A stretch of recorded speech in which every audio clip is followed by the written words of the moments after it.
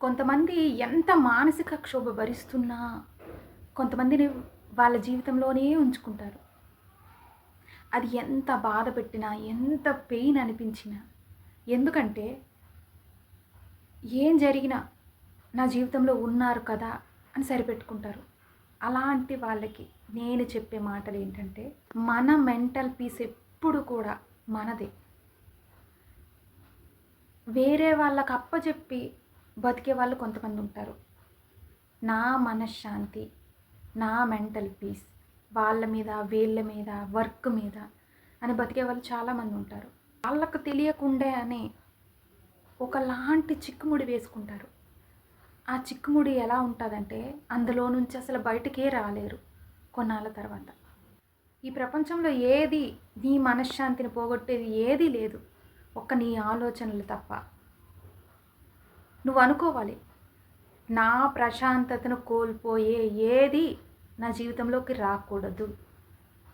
ఒకవేళ ఏది వచ్చినా దానివల్ల నా ప్రశాంతతని నేను కోల్పోకూడదు అని నువ్వు ఫస్ట్ తెలుసుకోవాల్సిన విషయం. మా ఆయన, మా ఆవిడ, నా పిల్లలు, నా బాస్, డబ్బులు, ఏది ఏమైనా నువ్వు ఎలా ఉన్నావు అనేది ఇక్కడ ఇంపార్టెంట్. అర్థమవుతుందా? ఏం జరిగినా నీ ప్రశాంతతని నువ్వు కోల్పోకూడదు. ఈ ప్రపంచంలో ఏదైనా నీ తర్వాతే. ఇప్పుడు శ్రీకృష్ణుడు ఉన్నాడు. ఆయన ఒక్కసారి అనుకుంటే అది ఎంత పెద్ద యుద్ధమైనా సరే ఇట్టే అయిపోతుంది. కానీ అర్జునుడికి నిన్ను నువ్వు గెలువు అని నేర్పించాడు. అర్థమవుతుందా? సో నిన్ను నువ్వు ప్రొటెక్ట్ చేసుకోవడం అనేది వెరీ వెరీ ఇంపార్టెంట్. ఈ స్పేస్లో ఎవ్వరూ ఉండకూడదు, మనం తప్ప. నువ్వు ఊహిస్తేనే అవతల వాడు గొప్ప, లేదంటే అవతల వాడు ఎంతటి వాడైనా, ఎలాంటి వాడైనా మనల్ని ఇన్ఫ్లుయెన్స్ చేయలేరు అని నువ్వు తెలుసుకోవాలి. ఫిజికల్గా 4 దెబ్బలు కొట్టచ్చు, నిన్ను బాగా మాటలతో పుష్ చేయొచ్చు, ఇంట్లో నుంచి గెంటేయచ్చు, ఏదైనా చేయగలరు. కానీ ఇక్కడ మాత్రం నువ్వు ఎలా చేస్తేనే వస్తారు, వచ్చి కూర్చుంటారు. ఒక్కసారి మన తలలోకి వాళ్ళని తీసుకొచ్చి కూర్చోబెట్టామా, తలకెక్కి నాట్యం చేస్తారు అవతల వాళ్ళు. ఇది గనక మనకు అర్థం కాకపోతే మనం ఎంత ఆలోచించినా తప్పే అవుతుంది.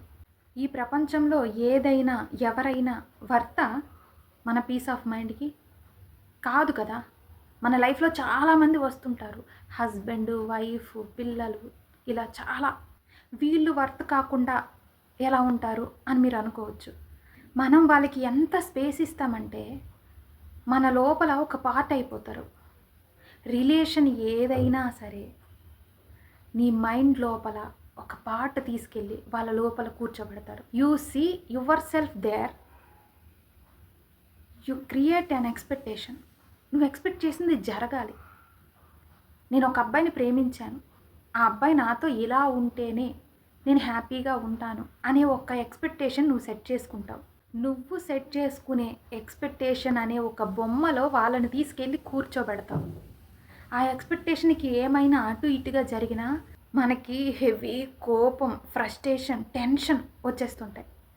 ఒక రిలేషన్ ఉందంటే ఆ రిలేషన్ పర్మనెంట్ కాదు, ఎప్పటికీ పర్మనెంట్ కాలేదు అనేది నువ్వు తెలుసుకోవాలి. అవతల వాళ్ళు మనకు తగ్గట్టు, మనకు నచ్చినట్టు బిహేవ్ చేయాల్సిన అవసరం లేదు. నేను ఒక ఇమేజ్ని తయారు చేసుకొని ఆ ఇమేజ్లో నిన్ను కూర్చోబెట్టి నువ్వు అలానే ఉండాలి అని ఫిక్స్ చేసి ఉంటే ఆ ఇమేజ్ ఏమైనా కొంచెం డిస్టర్బ్ అయితే నేను నా మనశ్శాంతిని కోల్పోతాను అని ఉండకూడదు. మీరు అనొచ్చు, అంత ఈజీ కాదు, నువ్వు పడితే నీకు తెలుస్తుంది, నిన్ను ఎవరైనా చీట్ చేస్తే తెలుస్తుంది అని మీరు చాలామంది కామెంట్ చేయొచ్చు. కొన్ని సందర్భాలలో నేను తయారు చేసుకున్న సమస్యే కదా, అందులో నుంచి బయటకు రావడం నాకు తెలియాలి అనే విషయం నువ్వు తెలుసుకోవడం కోసమే నేను చెప్తున్నాను. నిజంగా సొంత వాళ్ళు ఇబ్బంది పెట్టినా, నిన్ను బాధ పెట్టి వదిలి వెళ్ళిపోతే చాలా బాధేస్తుంది, నో డౌట్. కానీ అందులో నుంచి బయటికి రావాలి. బికాజ్ అది కాకపోయినా వేరొక దానికి ఖచ్చితంగా అంటుకుంటుంది నీ మైండ్. ఇది సొంత వాళ్ళైతే కొంచెం పెయిన్ ఎక్కువ ఉంటుంది, అసలు బయట వాళ్ళే కదా పెద్ద ఏం ఫరక్ పడదని అనుకుంటారు. కానీ మనకు తెలియకుండానే మన మైండ్లో ఒక షేప్ తీసుకుంటుంది. బయట వాళ్ళు చేసే బాధ.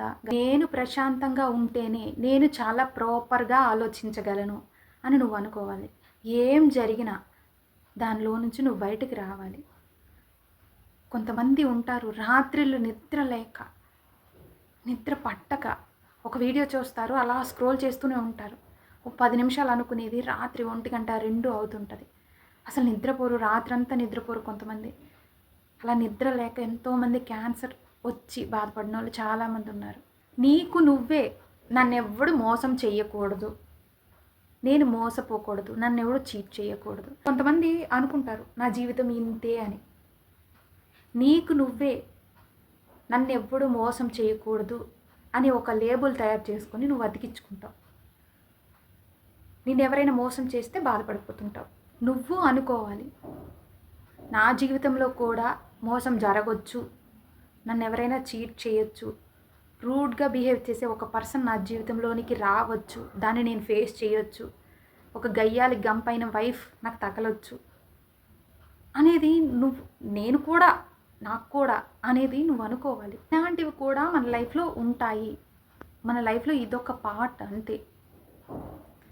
కొంతమంది భార్యాభర్తలకి గొడవ అవుతుంది. గొడవ అయిపోయిన తర్వాత వెళ్ళి లోపలికి వెళ్ళి ఏడ్ చేసి నాకే ఎందుకు ఇలా జరిగింది, నాకే ఎందుకు అన్నాడు, నన్నే ఎందుకు కొట్టాడు, లేదంటే నాకే ఎందుకు ఇలాంటి వైఫ్ దొరికింది అని తెగ ఆలోచించేస్తారు. అంత ఆలోచించాల్సిన అవసరం లేదు. నీకేదైనా గొడవ జరిగిందా, నువ్వేదైనా మాట్లాడాలి అనుకుంటున్నావా, స్ట్రైట్గా ఆ గొడవ కోసం మాత్రమే మాట్లాడాలి.